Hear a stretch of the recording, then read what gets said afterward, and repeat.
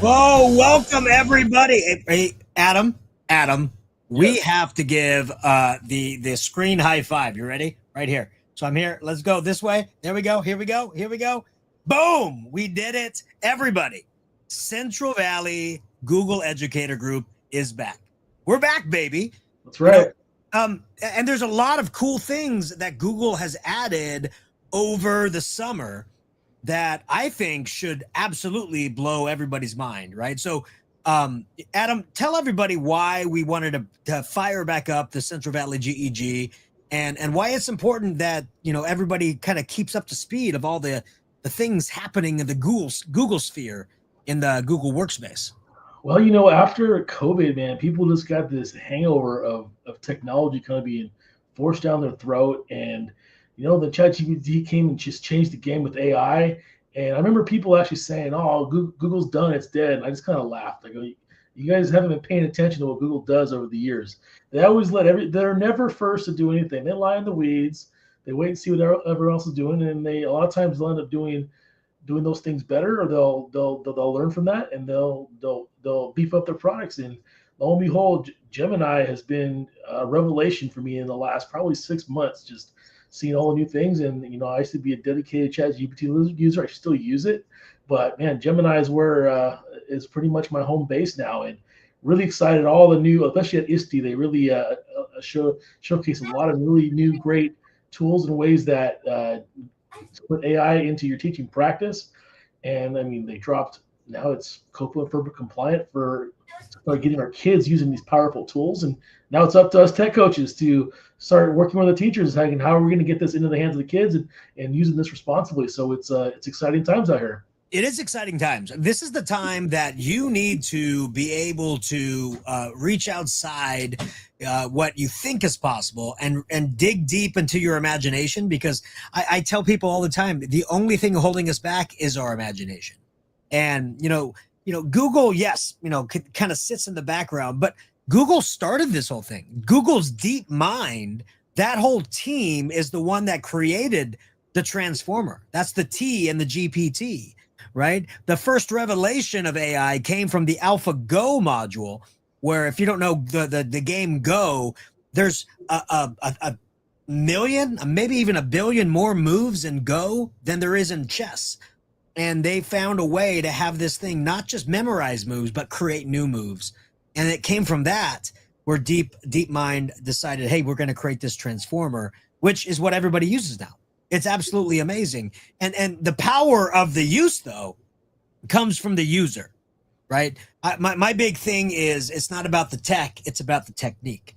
What can you, the user, bring to the table to master what AI can do? And I love the fact that Google has brought AI to the masses.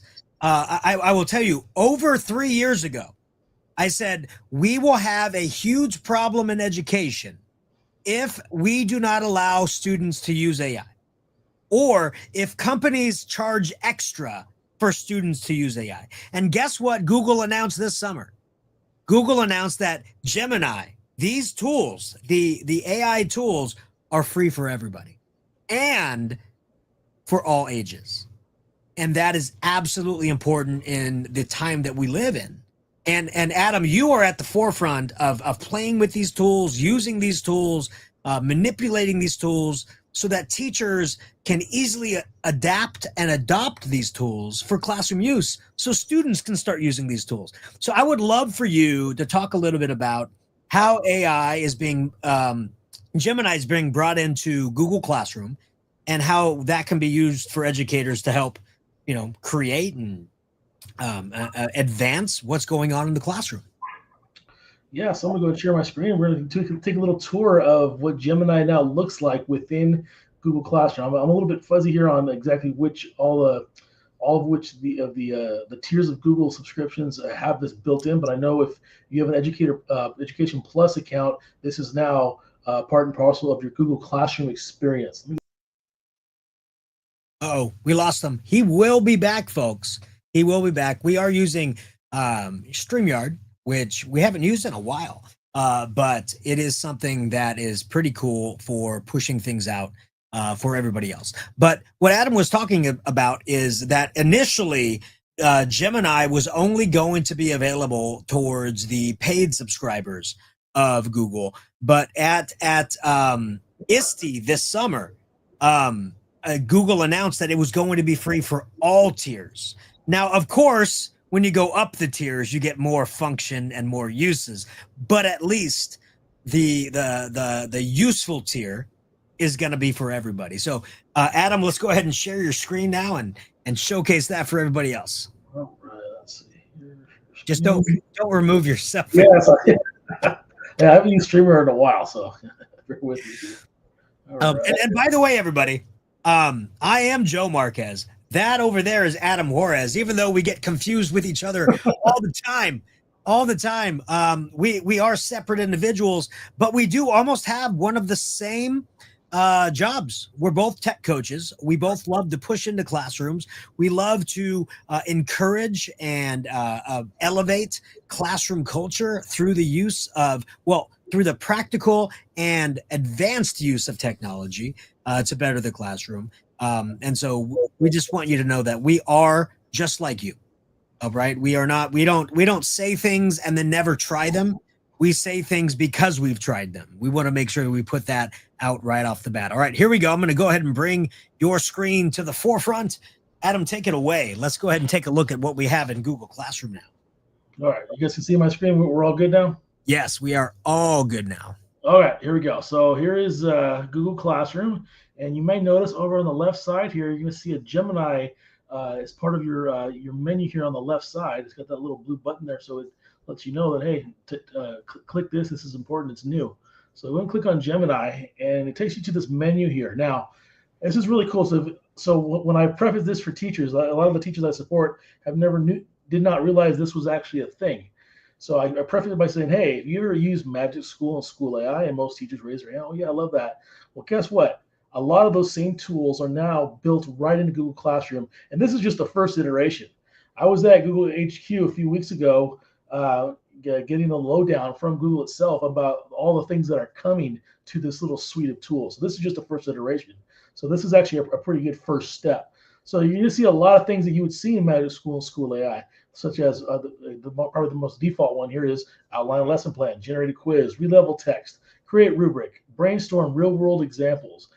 Down here, drafting a syllabus, create a jigsaw activity. All these kind of teacher tasks that are very common. These are pre-built prompts that are going to help you with your efficiency and getting things done a little bit quicker. So with the idea then, if you can do this a little bit quicker, more efficiently, guess what? You can do a better job at leaving them at your contracted hours instead of staying so late or bringing things home. So that's one of the kind of the big benefits of trying to use some of these tools here. So there's a difference between some of these tools. If you see a tool that has the Gemini logo, like this one right here, or you see one that has its own unique logo, there is a difference between how they work. So let's look at the Gemini ones here first. So if I was going to say here, for example, we'll go with, what's the one I like to use here the most often? We'll go with draft a class syllabus. So when you click here, this is now going to open up in a separate tab in Gemini, but with a pre-built prompt, it's already going to get the process started. So let's go ahead and take a look real quick.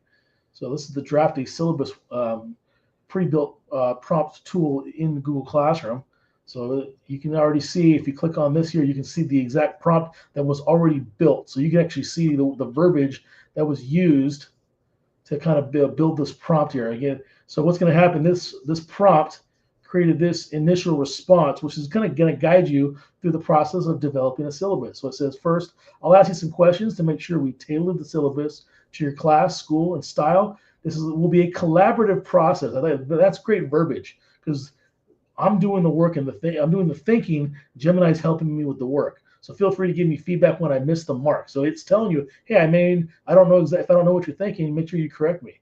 So to start, you can tell me a little bit about your goal with a syllabus. For example, are you aiming for a comprehensive legal document, welcoming visual engaging guide for students, or a quick reference points for parents, or something else entirely? So I'm going to say, I want this to be a welcoming, simple to follow guide for my students. There we go. And it's going to start thinking. and it's going to produce some stuff here. So now it's going to say here, excellent. Simple guide is a great way to start off with a positive, clear note. Make sure that your tone and content are just right. What grade level subject do you teach? So let's say, for example, I'm teaching 10th grade, world history. All right. So it's going to give me all these little questions, and it's going to eventually probably take all this information and then start building my syllabus. So this is like my syllabus building partner here. So now I have some things that I need to suggesting some sections: a course overview, class expectations, grading policy, contact info. And hey, does these sections work for you, or is there anything you'd like me to add or remove? What I'm going to add in there, I'm going to also add, please add a section on, we'll say, for an honesty policy that covers plagiarism and misuse of AI. All right, so I like what they gave me, but I want to add another section here so I can be very mindful of these very important aspects here. All right, so now it's going to say, how would you like to frame this honesty policy? So growing as a historian, our honesty pack here. What I think I'm going to do here, I'm going to use the second one. I'm going to say, you know what, our honesty pack. That's the one I want, or packed. There we go.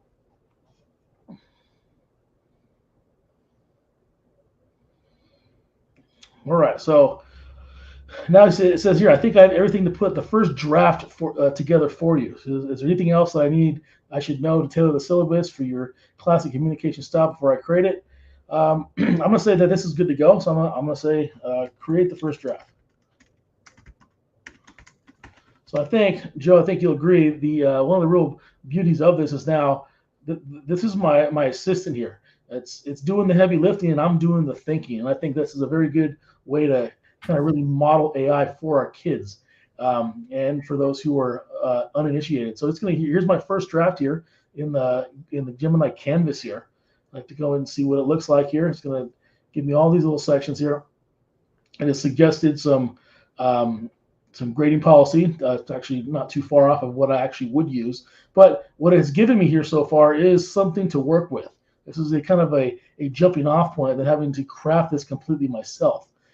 So I can continue to refine it here using Gemini prompts, or I can go to the share button and I can export this right to Google Docs and continue to actually edit this, because Google Docs is going to probably be the final landing place for this. So if I want to continue to edit it here, I can use it with prompts, or I can edit it via text in Docs. So you also have the copy content. So if maybe you prefer using Microsoft Word or another word processing format, again, you have that option as well. But again, this is just a quick example of one of the Google Classroom built-in tools for Gemini. So if we go on back, again, that was one that has the Gemini button or logo here. And again, that's kind of the format of how that tool will operate. But what if I use one of the ones that doesn't have the Gemini logo here? So let's say I want to do a generated quiz, and it's got its own little custom logo there. When I click on this, it's going to open up right here within Google Classroom, kind of with a similar feel and format like you would see in Magic School or School AI. So let's say, for example, we're taking the same class here, and I'm going to put 10th grade, and let's say that I want a 10-question quiz. And here I can paste in a standard or just describe what topic that I want to assess my students on. So let's say I'm doing my 10th grade history class. We're going to put, we'll say here, the rise of totalitarian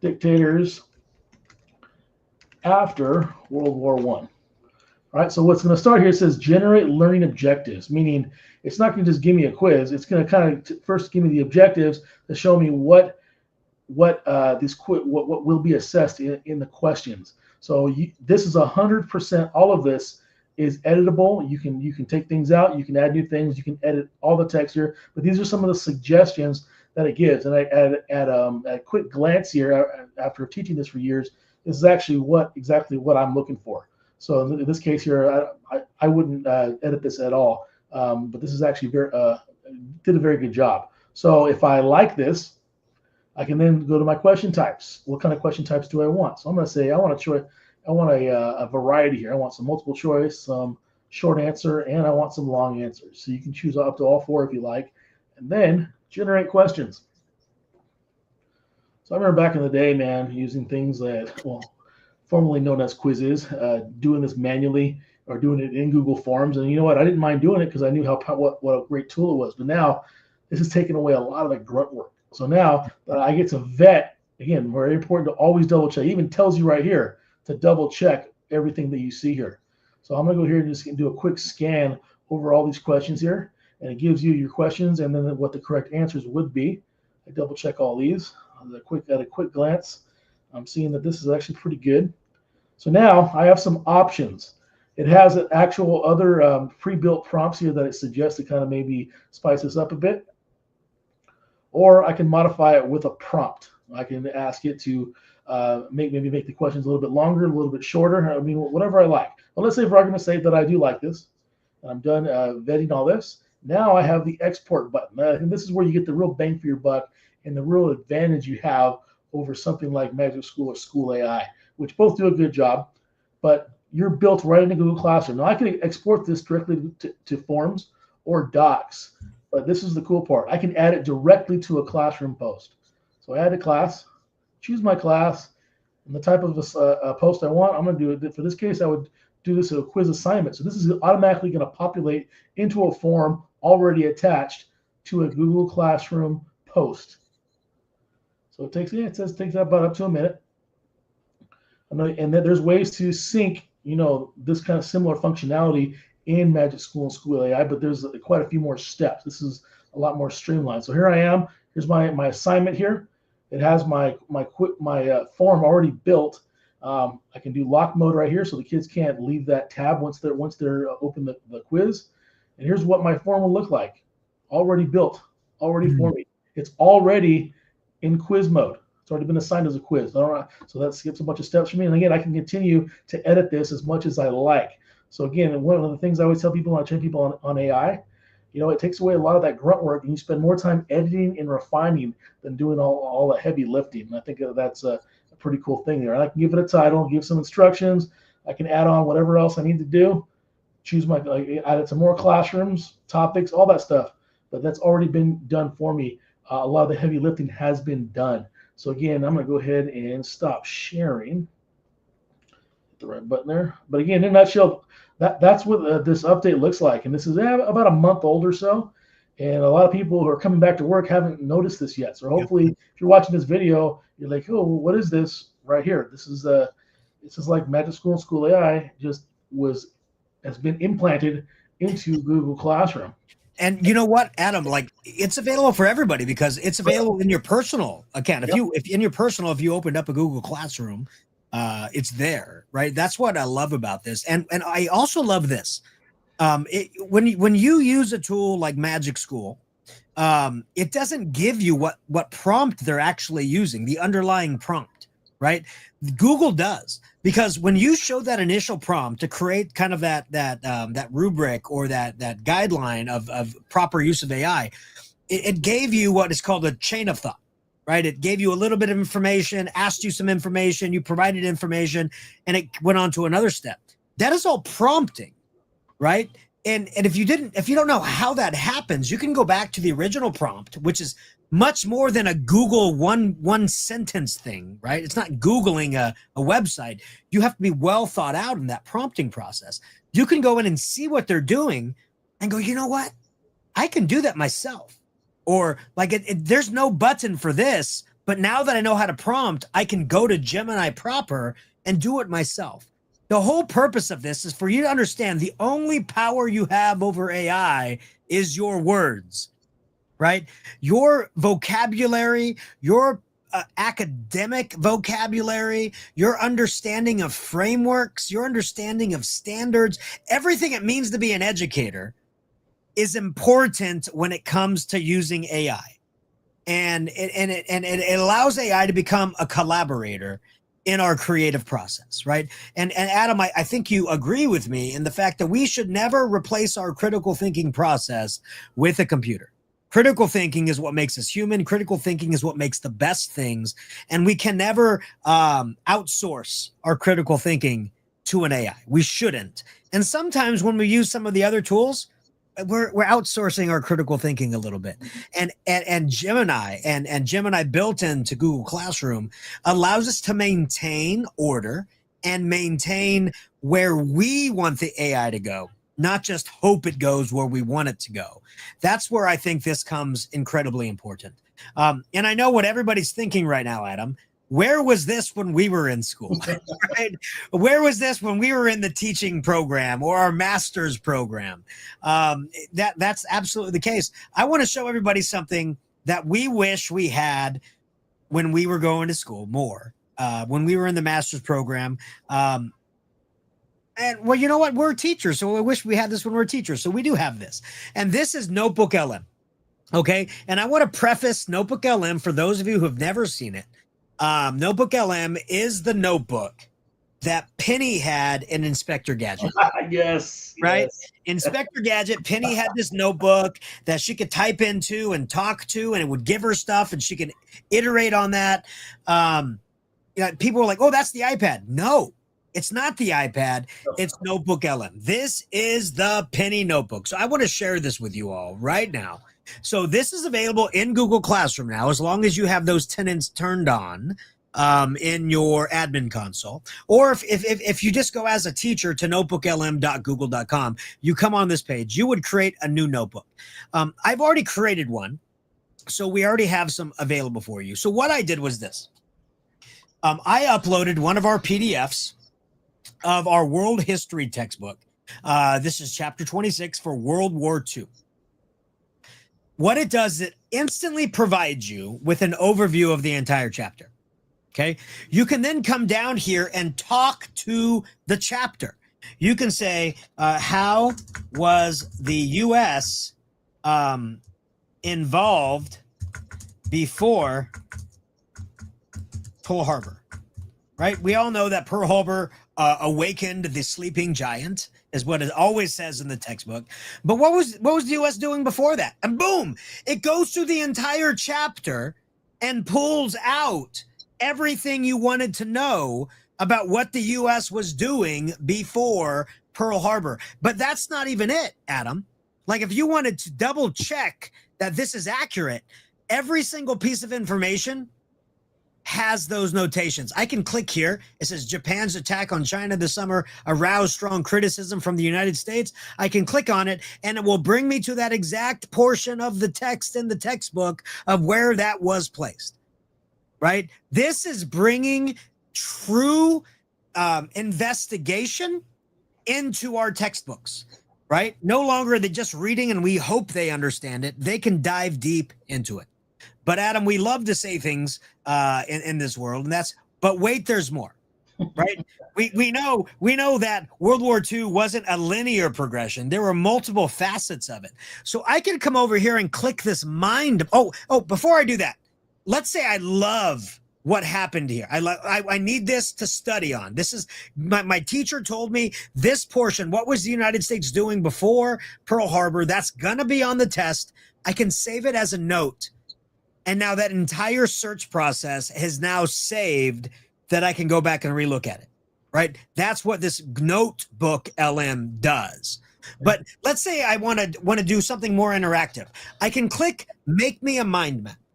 When I select Make Me a Mind Map, I now have a branching structure to the textbook. So I know we're talking about World War II, but let's say I want to know about the course of World War II. So I select this item. And it goes, okay, do you want to know the course at Europe, the course of Japan, or the course of how the Allies advanced? I want to know about the Allies. I click on that. Okay. Do you want to know about the Grand Alliance? Do you want to know about the European theater or the Asian theater? I want the Asian theater. And hopefully, boom, yes, this is exactly what I wanted to go to. I want to know more about the Battle of Midway Island. My grandfather was a part of that. That is history of the Marquez family. I would love to know more about it. I select it. Which part of it? I want to know about the turning point. And boom, As soon as I dive in deep for the turning point, it now brings up that exact section in the textbook that I can figure out what that turning point in the war was for the Midway Island. I can dive deep into the textbook through this visual guide that this Google Notebook LM creates.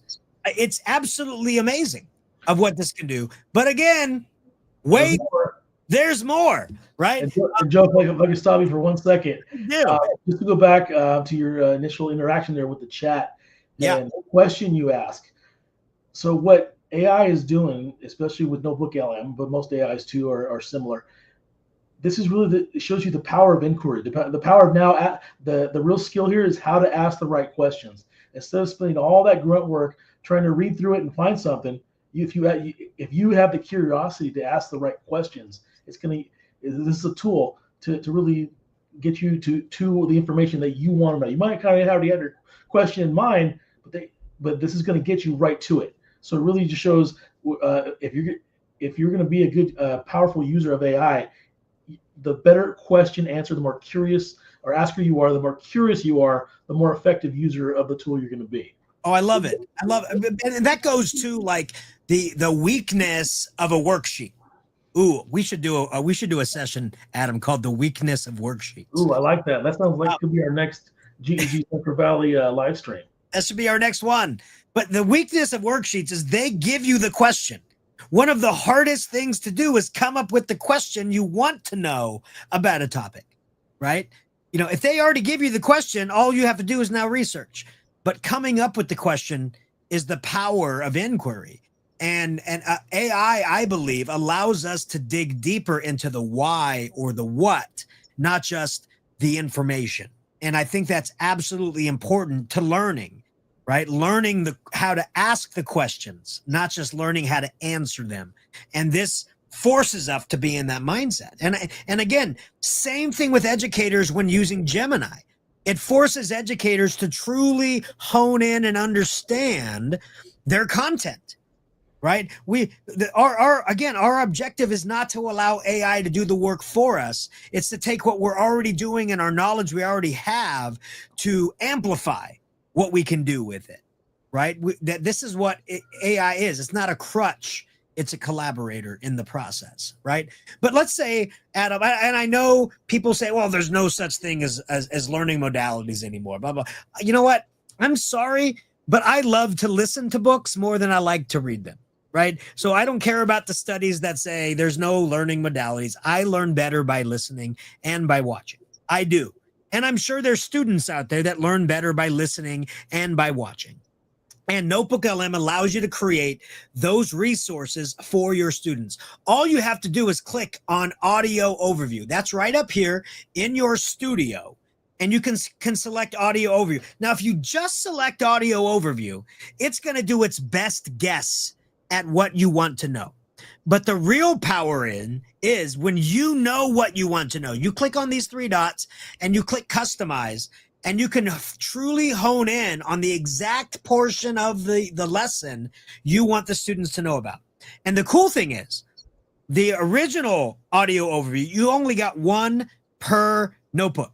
Now you can have many. So I can do an audio overview about the Battle of Midway. I can do an audio overview about the alliances. I can do multiple audio overviews about a single chapter. I can even ask the audio overview to be in Spanish, to be in Pashto, to be in Mandarin, and it will make that for you, right? Because now it lowers the bar of accessibility in the classroom because we don't have to worry about, oh no, it's just going to produce it in English. Right now, for the sake of time, I've already made one. Right. So here's a deep dive into the world of AI. I'm going to go ahead and click play and you all can listen to. Welcome to the deep dive. Today, we're getting into something huge. World War II, running from 1939 to 45. Our mission here is to really pull out the key insights from the sources under urban racial ideology, written in ideological. Now, Adam, you've used this before, right? And it usually has a male and a female talking back and forth. Right? You can actually tell it in the customization, I just want the female voice. I just want the male voice. You can say, I would love the female voice to be the lead, or I would love the male voice to be the lead. Previously, you didn't have that power. Now you do. Now, unfortunately, it does only have those two voices. I do wish, as if you did buy the Education Plus package or whatever is a part of that, I wish we can emulate our own voices, right, for our students. That would be pretty cool. But I really don't think it can, do us the best voices of me or you. We just have so much exciting of a voice, but it allows that to happen. But again, I have to say, wait, there's more, because they added in this interactive feature. How did that right here, right? So It was what does that pure mean? cynical strategy. Okay, those two guys are talking. So watch this interactive feature, everybody. Imagine that this podcast wasn't pre-recorded. Imagine this podcast was live, right? So I click on this, and I'm going to go ahead and hit play, but watch what happens. Imagine it's a live broadcast, and I can be a call-in listener. Welcome to the deep dive. Today we're getting into something huge. World War II running from 1939 to 45. Oh, wait. Someone wants to join. Hey, go for it. Yeah, I have a really big question about, what was going on in the United States just prior to the beginning of World War II. Like, what was the prosperity of the U.S. and why did the U.S. hold back from joining when they saw how Hitler was advancing? So, can you tell me a little bit about that before we get into the discussion? That is a fantastic question, and it's so important for understanding the whole picture. Absolutely. The United States was in a... So Adam, here's the thing. When a student doesn't understand something in class, when you, the teacher, are talking, more likely than not, they're not going to raise their hand. They don't want to be the only person who doesn't understand something, even though they know half the class probably doesn't understand it either.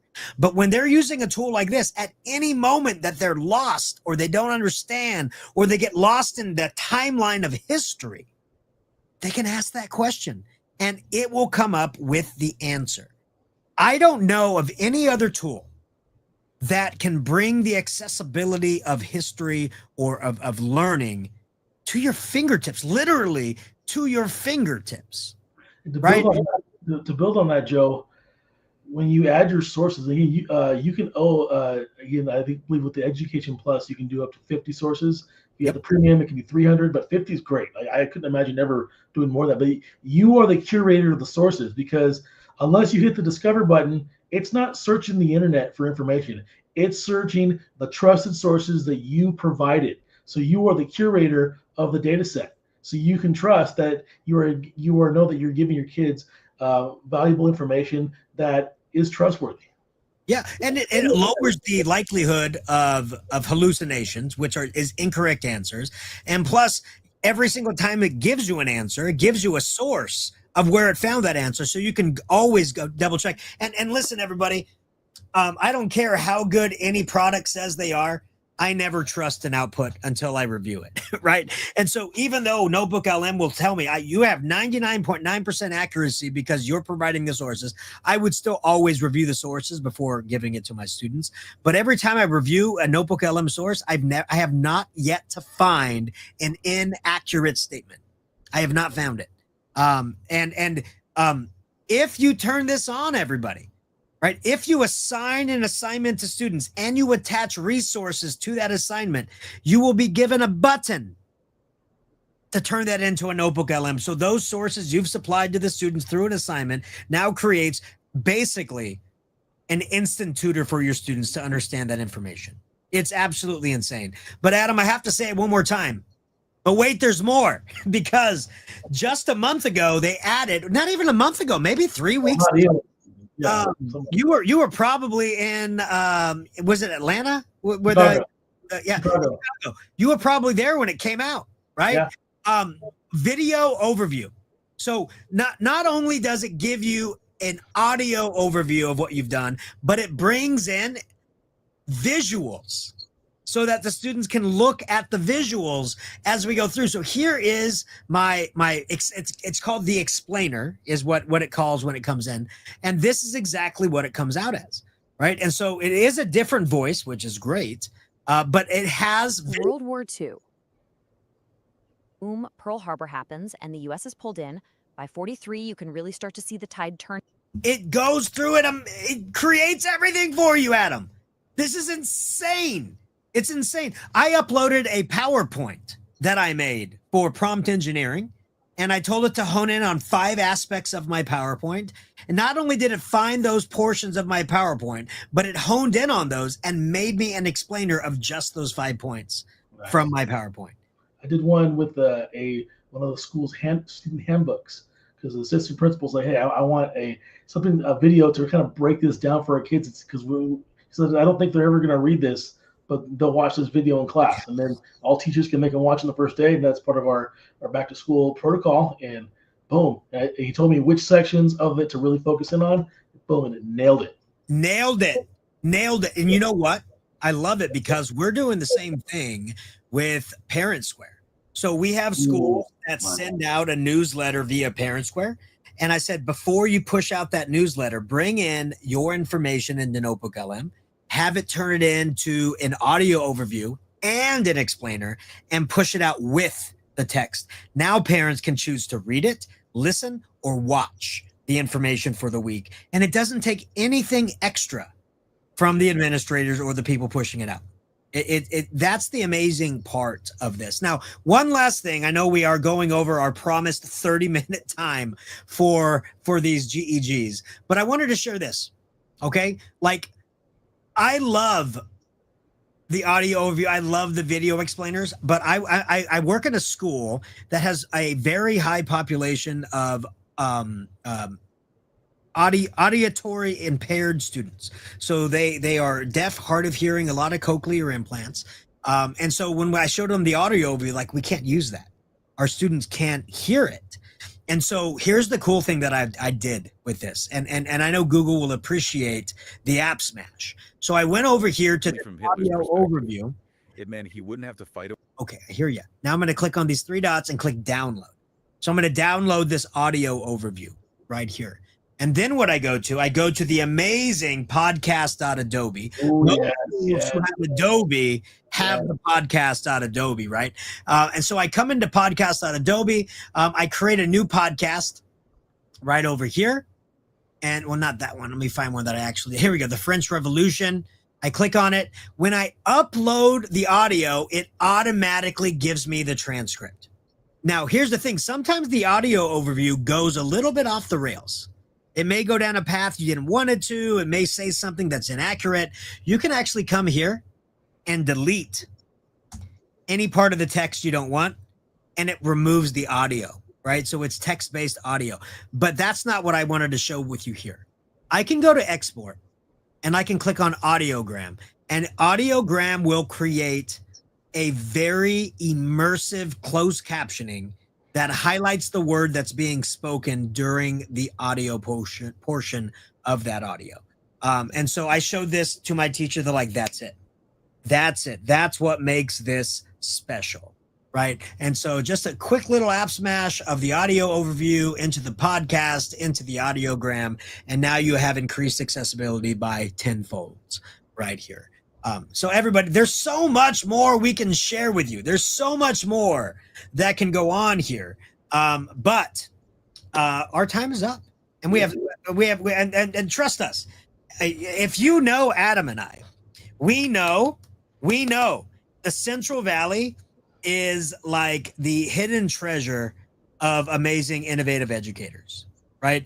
And our mission is to really show you that innovation can grow in the Valley, right? The Valley is the breadbasket of the world, but it's also the innovation location of the world. I truly believe that. Yep. We have so many people in this town that you hear their name, and people in New York know their name, okay? And we want to make sure that you are a part of that community, and you are a part of all the newest information that Google has to offer. And that's what Adam and I promise to bring you with the revitalized Central Valley GEG. Adam, before we close out, is there anything that you'd like to say to our listeners?